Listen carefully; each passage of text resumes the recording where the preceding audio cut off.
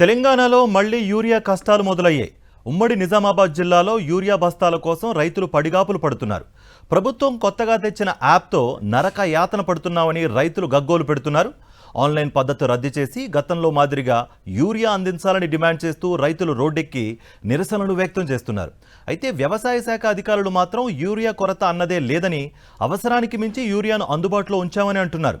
App కూడా సరళంగా ఉందనేది వారి వాదన.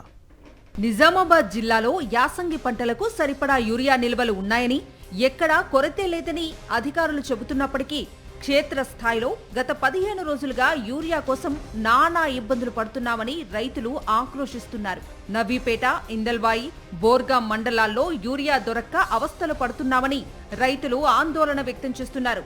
ఆన్లైన్లో యాప్ ద్వారా యూరియా విక్రయించడంతో చదువుకోని రైతులు అయోమయానికి గురవుతున్నారని వారు ఆరోపిస్తున్నారు. ఆన్లైన్లో యూరియా బుక్ చేసుకునే లోపే స్టాక్ అయిపోతుందని, ఒక్కోసారి ఆన్లైన్లో బుక్ చేసుకుని వెళ్తే స్టాక్ లేదని చెబుతున్నారని రైతులు మండిపడుతున్నారు. యాప్ను రద్దు చేయాలని వారు డిమాండ్ చేస్తున్నారు. యూరియా యాప్ తీసుకున్న నుంచి చాలా ఇబ్బంది అవుతుంది. ఇప్పుడు మాకంటే కొద్దిగా గొప్ప తెలుస్తుంది, తెలియని వాళ్ళకి చాలా ఇబ్బంది. ఇప్పుడు కౌలు వాళ్ళకి కూడా మాకు ఓటీపీలు చెప్పమన్నా ఇబ్బంది అవుతున్నది బాగా. ఎట్లా అంటే ఇప్పుడు మనం 15 ఎకరాలు ఆయన ప్రతిసారి చేయమంటే ఇప్పుడు అది చేస్తాం, ఓటీపీ మళ్ళీ ఎప్పటి వెళ్ళిపోతుంది మళ్ళీ ఇబ్బంది అవుతుంది. చాలా అంటే చాలా ఇబ్బంది అవుతుంది. దానివల్ల అది పాత విధానం ఇస్తేనే మనకు కొద్దిగా మంచిగా ఉంటుంది. మాకేంటంటే యూరియా కొడతా చాలా బాగా సింపుల్ అవుతుంది. మాకైనా ఆన్లైన్ చేయాలంటే మాకు అంతా అప్డేట్ కావాలి, మేము చదువుకోవాలి. మాకు ఇప్పుడు అవి చేయాలంటే కూడా మాకు రాదు.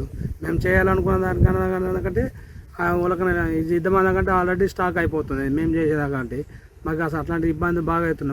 మాకు ఏదైనా అది పక్క పెట్టేసి ఆన్లైన్ బంద్ చేసి యథాస్థితి ఎట్లా ఉందో పాత రకం ఇస్తే మాకు చాలా బాగుంటుంది. అయితే వ్యవసాయ శాఖ అధికారులు మాత్రం రైతులు ఎలాంటి ఆందోళన చెందాల్సిన అవసరం లేదంటున్నారు.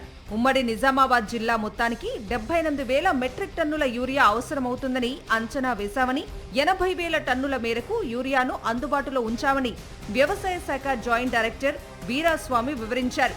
యాప్ కూడా చాలా సరళంగా ఉందని, రైతులు తేలిగ్గా అందులోనే బుక్ చేసుకుంటున్నారని ఆయన అంటున్నారు.